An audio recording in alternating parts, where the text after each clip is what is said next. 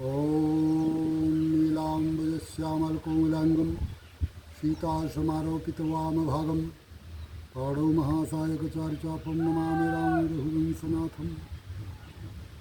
बुद्धिहीनतनुजानिकेशनिरं पवनकुमार बलविद्या देहि मयि हरहु कलेश विकार। बोलिए श्यापति रामचंद्र की जय, पवनसुत हनुमान की जय। प्रिय सज्जनों, में सनातन धर्म सम्राट देवर्षि संत विमलेश्वर गुरुकुल गुरु आश्रम अयोध्या बोल रहा हूँ। वर्तमान समय में ग्राम सभा परानीपुर भागीरथी गंगा का पावन तट थाना तहसील मेजा प्रयागराज परिक्षेत्र से बोल रहा हूँ। आज श्रीमन नारायण के अवतार परशुराम भगवान का अवतार जन्मदिन जयंती भी है। आज छत्रपति शिवाजी की भी जयंती है, इसलिए आज का जो दिन है वो बड़ा परम पवित्र पावन तिथि है। कल अक्षय तृतीया भी होगी। लंका में अक्षय कुमार था और 365 वर्ष में एक बार अक्षय तृतीया आती है। कल का जो पाप पुण्य है उसका किसी तीर्थ में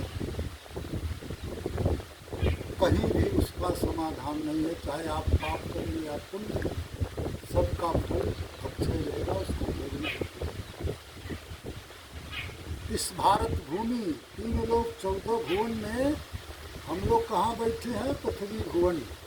पृथ्वी भुवन में 7 द्वीप है। तो जम्बू द्वीप, आर्यावर्त, भरतखंड, भारतवर्ष, भारत माँ के आंचल में, इस भारत भूमि में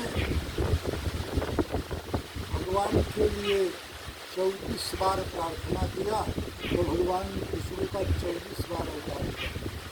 परशुराम 8 कला से अवतरित हुए त्रेता युग में। इस भारत भूमि ने 4 राम पैदा किया। जब से ब्रह्मा की सृष्टि हुई 4 राम पैदा हुए। सबसे पहले आए परशुराम, दूसरे आए अयोध्या में दशरथ कौशल्या के राम, तीसरे आए बलराम द्वापर में, चौथे आए बिहार में जगजीवन राम। वर्तमान समय में हर घर में एक राम है। कोई मस्त राम है, कोई व्यस्त राम है, कोई मस्त राम है, कोई भ्रष्ट राम है। सो कलिकाल कठिन उर्गारी पाप समस्त भूत प्राणियों की अंतरात्मा में जो रमण करता है उसे राम कहते हैं। ईश्वर प्यारा है। विष्णु पुराण पुरुषोत्तम थे, राम मर्यादा पुरुषोत्तम थे, कृष्ण लीला पुरुषोत्तम। अभी तक कोई पुरुषोत्तम नहीं पैदा।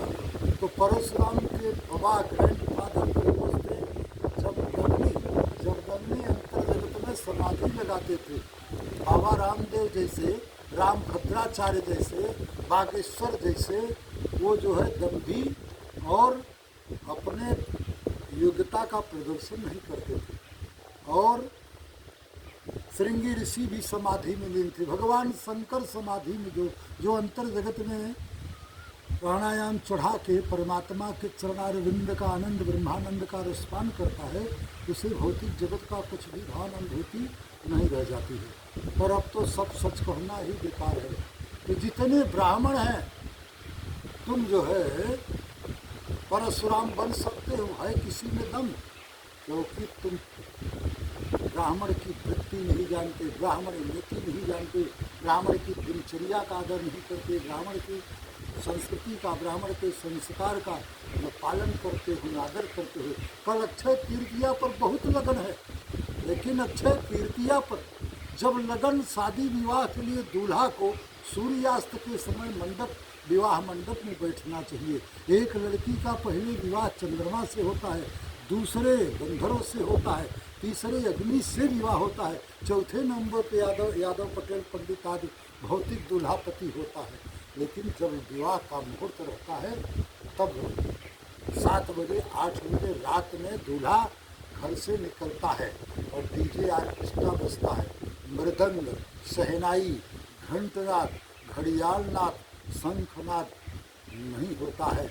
इसलिए ये पंडित लोग पैसे के लोभ में द्विज श्रुति वंचक भूप प्रजासन नहीं को मान निगम अनुशासन। इसलिए ये पंडित लोग जो है क्या करते हैं, लंबी दक्षिणा के लिए ऑर्केस्ट्रा में इनाम नाचने वाली 1,00,000-1,50,000 ले जाती है, और एक ब्राह्मण 2,500-3 हज़ार पाने में उसकी सदगति होती है। तो जो मृदंग और घड़ियाल नगाड़े शंखनाद के जगह जो डीजे नाद ऑर्केस्ट्रा नाद हो रहा है, उसका जिम्मेदार केवल ब्राह्मण है, दूसरा कोई नहीं है। जब ब्राह्मण का नैतिक पतन होता है तो समाज का आध्यात्मिक पतन हो जाता है। इसलिए तब भारतीय संस्कृति कोमागत हो जाती है। अब उसके बाद देश के जितने हमारे नेता, जब से देश आज़ाद हुआ, ये महात्मा गांधी, जिन्ना और नेहरू का बोया हुआ काटा है, कितनी बड़ी बात है।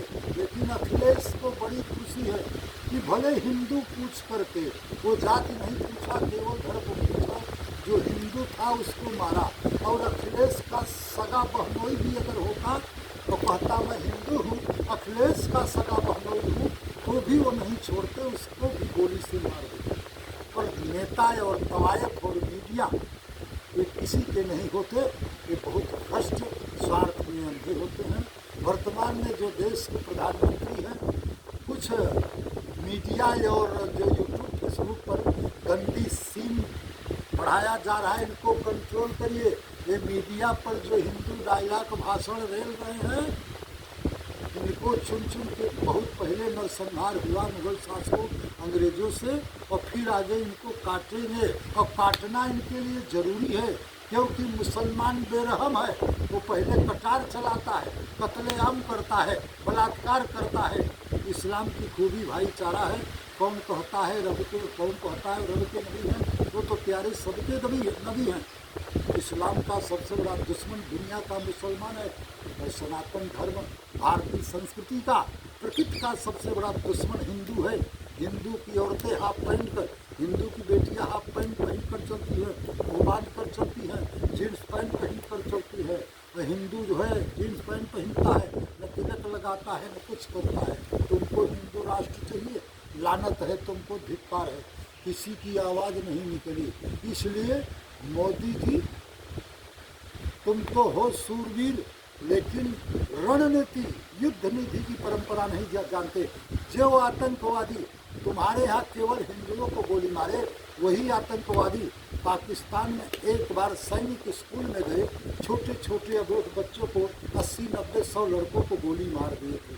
समय की मांग ये है कि तुम और पाकिस्तान जब तक आतंकवादियों को नहीं नेस्तनाबूद करेगा, तब तक दुनिया में कत्लेआम नहीं रुकेगा और इस्लाम की हिफाजत भी नहीं होगी। इसलिए चुन चुन करके उनको मारो जो आतंकवादी हैं। लेकिन जो देश के, भारत पाकिस्तान के निर्दोष नागरिक हैं, उनको कोई आँच न लगनी चाहिए। ये भी रणनीति, युद्ध नीति के परंपरा में आता है। राजधर्म नीति का यही आदेश है, जा श्री राज की प्रजा दुखारी, सो नृपय अवसि नरक अधिकारी। उसके बाद सबसे बढ़िया, वक्त बोर्ड पर हिंदुओं को गोली से मारा गया। मैं कहता हूँ, रहे बास तो बजे बास हुई। भारत के 3 टुकड़े किया, 3 जो है औरंगजेब ने, नेहरू, जिन्ना और गांधी। तो भारत के जो मुसलमान हैं उनको पाकिस्तान, बांग्लादेश भेज दो। भारत के किसी सुई पर उनका अधिकार नहीं है। उनको किस बात के लिए वक्त बोर्ड का है कि फालतू बात। दूसरी बात, और भारत, बांग्लादेश, पाकिस्तान के जितने हिंदू हैं उनको भारत में बुला लो। युद्ध नीति, न्याय नीति यही है। और जब उसके बाद दूसरे नंबर की बात, मुकेश खन्ना, जितने न्यायपालिका दिल्ली और हाई कोर्ट के जज हैं, उनके यहाँ ईडी आयकर जैसे केजरीवाल के यहाँ जांच कराए, उनको भी जांच करा लो। काश्मीरी पंडित मारे गए, मुगल शासकों ने और कितने हिंदू नरसंहार किया, सन 84 का दंगा। लेकिन मुकेश खन्ना जैसे संस्कारहीन और विवेकहीन, बुद्धिहीन, अनुभवहीन जज न्यायमूर्ति बैठा है, वो न न्याय की परिभाषा जानता है मुकेश खन्ना, न न्याय नीति की परिभाषा जानता है, न दंड नीति की परिभाषा जानता है। इसलिए मुसलमानों का जो हरकत है, अगर वक्त बोर्ड पर तुझे कुछ फैसला करना था तो ये कहते कि तेरी जो जायज़ बात है मैं सुनूंगा, लेकिन जो मुर्शिदाबाद आदमी तूने वक्त बोर्ड के लिए जिन हिंदुओं को मारा उनको जिंदा करके आओ, मैं मोदी के कानून को नष्ट कर देता हूँ। न्याय नीति यह कहती है। पर ये सब पैसे के जो है प्रिय है, इनकी भी हवा खसती है, हवा खिसकती है। ये डरते हैं कि कहीं आतंकवादी आके हमको इसी चैम्बर में न मार दे। तो जो डरा सो मरा, वीर हो गया। वसुंधरा सत्य वीर, धर्म वीर, न्याय वीर, ज्ञान वीर, कर्म वीर, कर्म वीर। भारत में कोई सूरवीर नहीं रहा पर परशुराम रहे, कोई ब्राह्मण समाज में परशुराम नहीं रहा। और संस्कृत का सबसे बड़ा गद्दार धीरेन्द्र कृष्ण शास्त्री है। मैं कहता हूँ तुम्हारे हनुमान जी कहाँ है? हिंदुओं को चुन चुन करके नंगा करके मारा गया। तुझे और तेरे गुरु और हनुमान जी की भी सौगंध है, किसी एक के घर में कुछ कर दे या किसी एक को तो नंगा कर दे, लेकिन हनुमान जी को भी बदनाम कर रहा है, कुछ नहीं कर सकता, डायलॉग मार रहा है। हिंदू राष्ट्र घोषित हो जाए और देश की सेना हट जाए तो तेरा गर्दन काट लेंगे आतंकवादी और तेरे गुरु का गर्दन टांग दोनों काट लेंगे। मैं सच बोलता हूँ, महान सत्य यही है। इसलिए मोदी जी आपने तो तय कराया है कि सच्चे साक्षर समाचार आज डेट बहुत अच्छी बात है, लेकिन ध्यान रहे जो निर्दोष है उनको दंड नहीं मिलना चाहिए। और जब तुम युद्ध कर ही रहे हो तो भारत के अंदर मोहम्मद अली जिन्ना ने जैसे किया, उसी तरह अमित शाह, योगी और मोदी तुम तीनों भारत को एक कर दो। बांग्लादेश पाकिस्तान को भारत को एक कर लो। यही युद्ध नीति है, यही रणनीति है, यही न्यायनीति है। राजा कुछ दो इन्हीं चंद शब्दों के साथ वाणी को है और अच्छा जोर दिया है। भारत में समस्त मानव समाज को जो है एक सुझाव उपलब्ध है। पर जो रहा है गंगा स्नान करे, पीपल के पेड़ में जल चढ़ावे, फल का पुण्य बहुत महान महान महान लाभकारी है। बोलिए श्री रामचंद्र की जय, महादेव की जय, कौन सुख हनुमान की जय, सत्य सनातन धर्म की जय। धर्म की जय हो, धर्म का नाश हो, प्राणियों में सद्भावना हो, विश्व का कल्याण हो। गौ माता की जय हो, गौ हत्या बंद हो, मुर्गी हत्या बंद हो, शराब खाना बंद हो, खाना बंद हो। ओम हर हर महादेव, ओम शांति शांति शांति।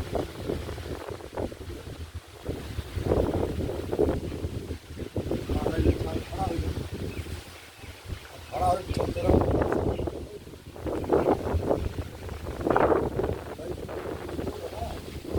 13 हाँ, फुल मूर्ति ले वाह।